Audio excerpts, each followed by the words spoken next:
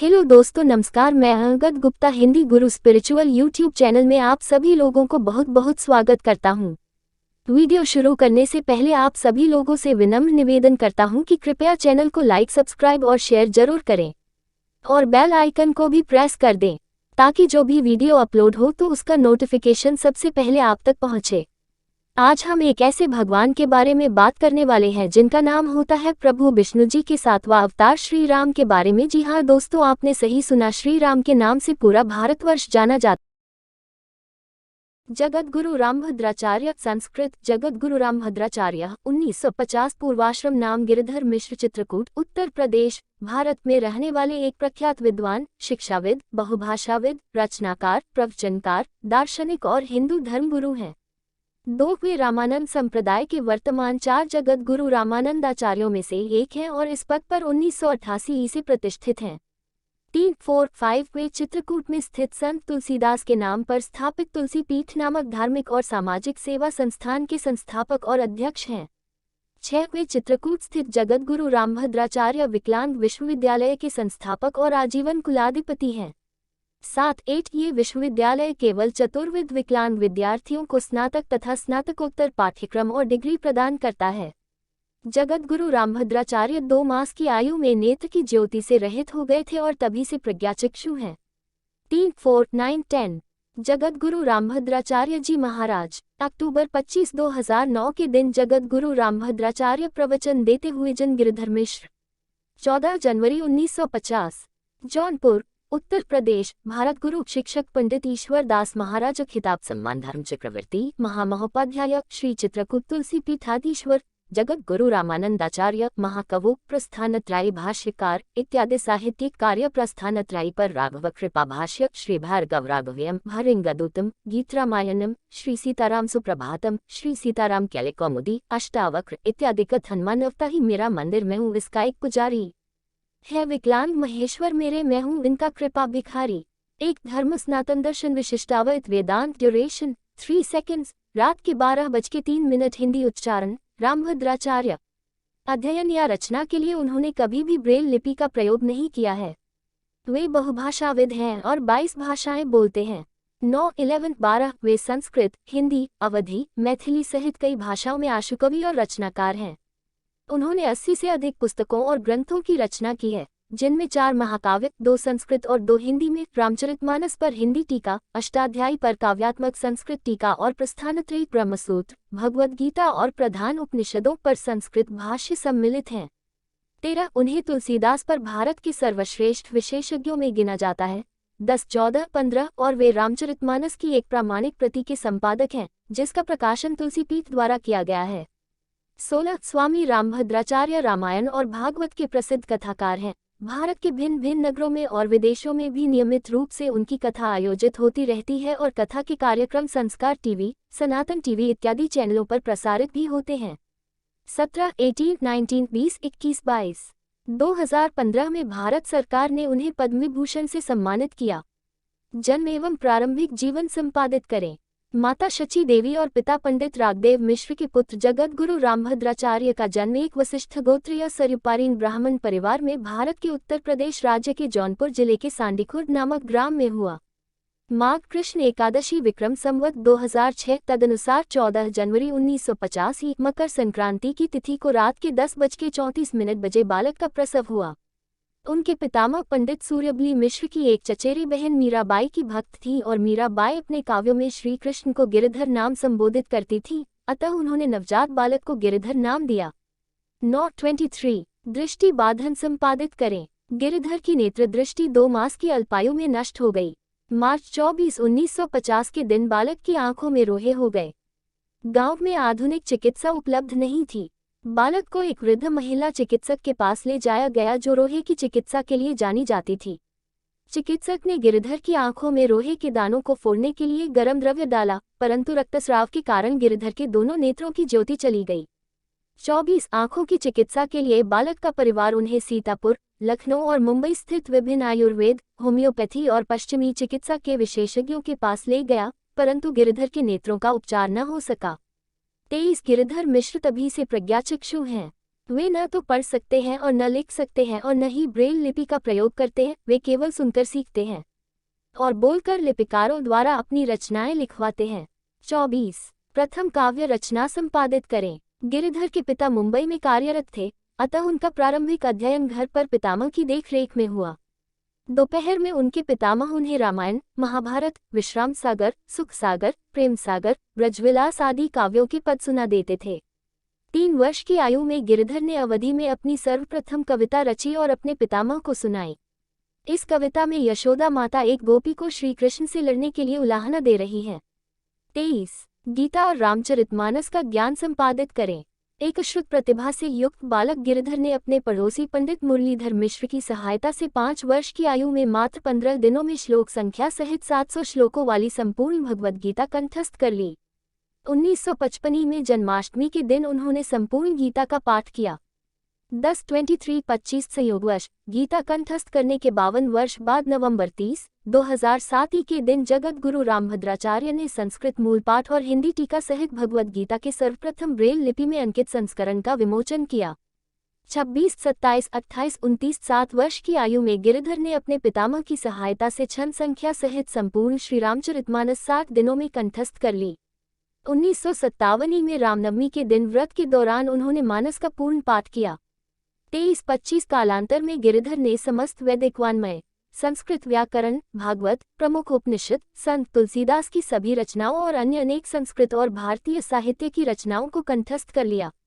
10-23 उपनयन और कथावचन संपादित करें। गिरिधर मिश्र का उपनयन संस्कार निर्जला एकादशी के दिन जून 24, 1961 को हुआ। अयोध्या के पंडित ईश्वरदास महाराज ने उन्हें गायत्री मंत्र के साथ साथ राम मंत्र की दीक्षा भी दी।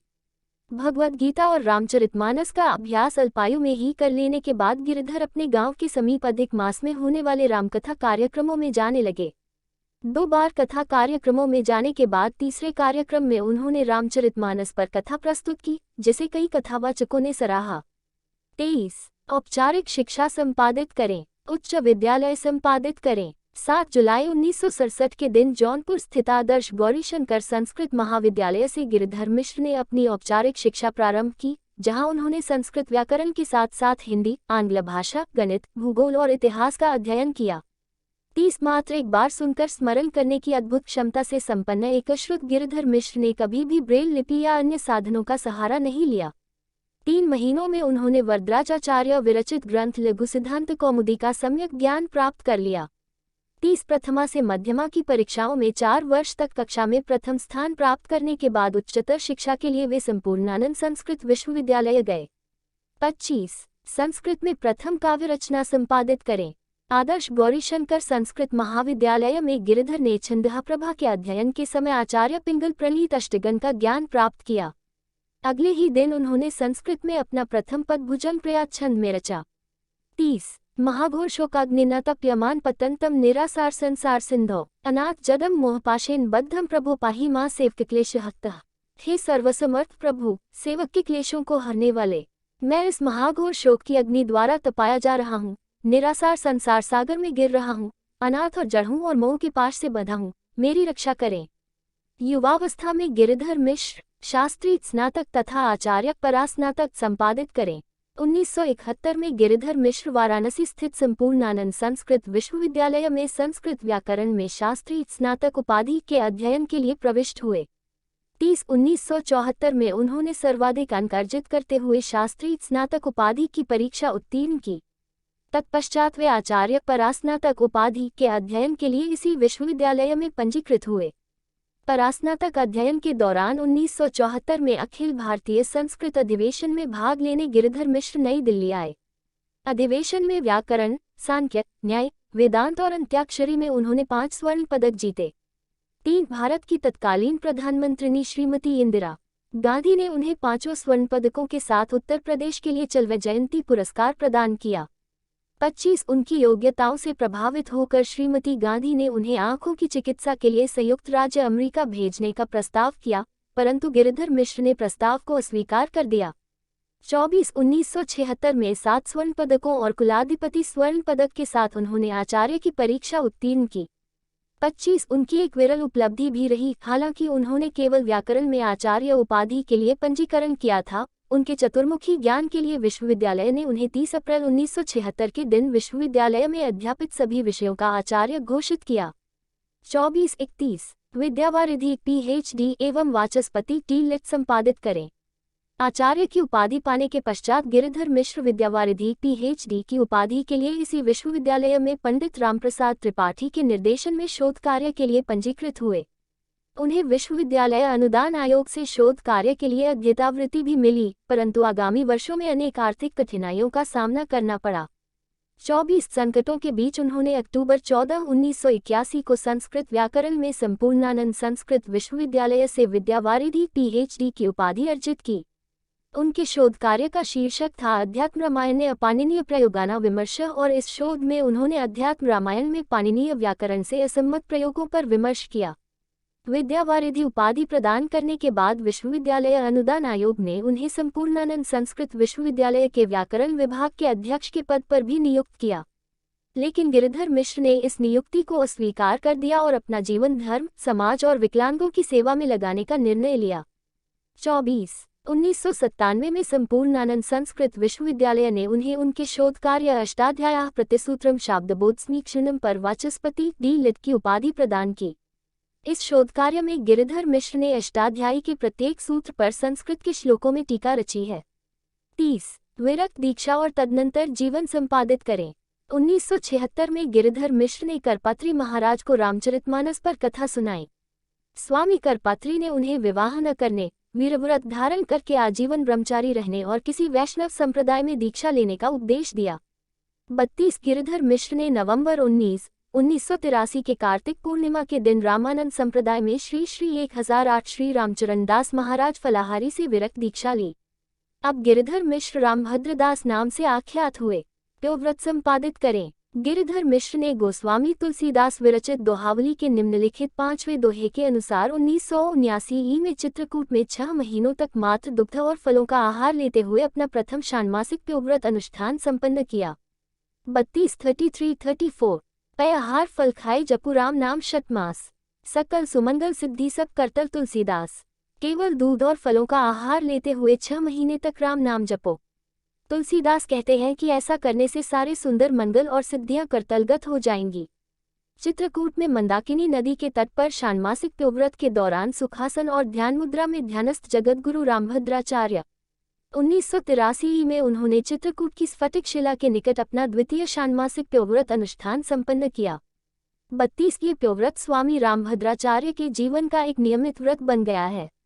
2002 में अपने षष्ठ षाण्मासिक प्योव्रत अनुष्ठान में उन्होंने श्री भार्गवराघवियम नामक संस्कृत महाकाव्य की रचना की। 35-36 वे अभी तक नियमित रूप से षाण्मासिक प्योव्रत का अनुष्ठान करते रहते हैं। 2010-2011 में उन्होंने अपने नवम प्योव्रत का अनुष्ठान किया।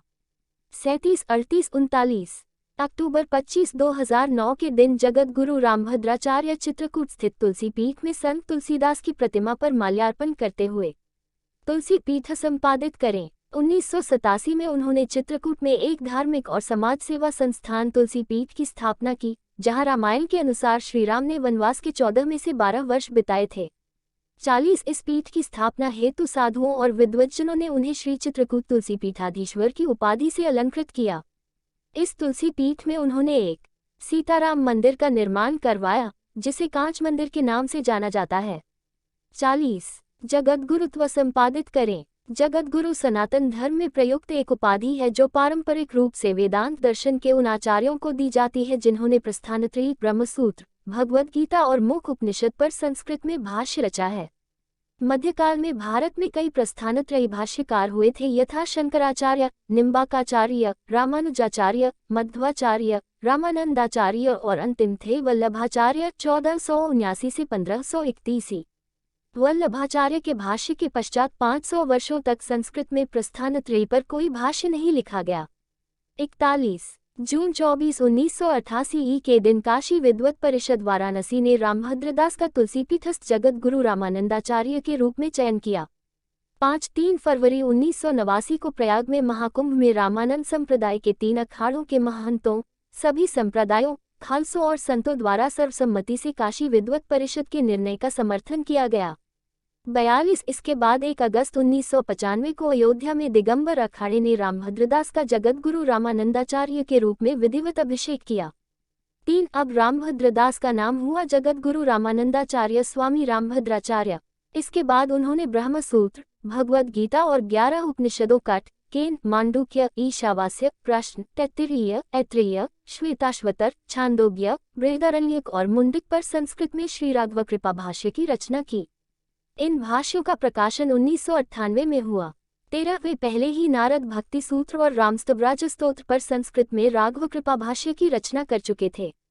इस प्रकार स्वामी रामभद्राचार्य ने 500 वर्षों में पहली बार संस्कृत में प्रस्थानत्रयी भाष्यकार बनकर लुप्त हुई जगतगुरु परंपरा को पुनर्जीवित किया और रामानंद संप्रदाय को स्वयं रामानंदाचार्य द्वारा रचित आनंद भाष्य के बाद प्रस्थानत्रयी पर दूसरा संस्कृत भाष्य दिया। 41-43 संयुक्त राष्ट्र को संबोधन। अगस्त 28 से 31, 2000 के बीच न्यूयॉर्क में संयुक्त राष्ट्र द्वारा आयोजित सहस्राब्दी विश्व शांति शिखर सम्मेलन में भारत के आध्यात्मिक और धार्मिक गुरुओं में जगत गुरु रामभद्राचार्य सम्मिलित थे। संयुक्त राष्ट्र को उद्बोधित करते हुए अपने में उन्होंने भारत और हिंदू शब्दों की संस्कृत व्याख्या और ईश्वर के सगुण और निर्गुण स्वरूपों का उल्लेख करते हुए शांति पर वक्तव्य दिया। इस वक्तव्य द्वारा उन्होंने विश्व के सभी विकसित और विकासशील देशों से एकजुट होकर दरिद्रता उन्मूलन, आतंकवाद दलन और निःशस्त्रीकरण के लिए प्रयासरत होने का आह्वान किया। वक्तव्य के अंत में उन्होंने शांति मंत्र का पाठ किया। 44-45 अयोध्या मसले में साक्ष्य संपादित करें। जुलाई 2003 में जगतगुरु रामभद्राचार्य इलाहाबाद उच्च न्यायालय के सम्मुख अयोध्या विवाद के अपर मूल अभियोग संख्या 5 के अंतर्गत दोस्तों, अगर वीडियो थोड़ी भी अच्छी लगी हो ना तो कृपया करके वीडियो को लाइक, सब्सक्राइब और शेयर करना ना भूले और हाँ, घंटी का बटन को भी जरूर प्रेस कर दे ताकि जो भी वीडियो अपलोड हो तो उसका नोटिफिकेशन सबसे पहले आप तक पहुँचे। मिलते हैं दोस्तों तब तक नेक्स्ट वीडियो में। तब तक आप और अपनों का ख्याल रखें। ओके दोस्तों, जय हिंद।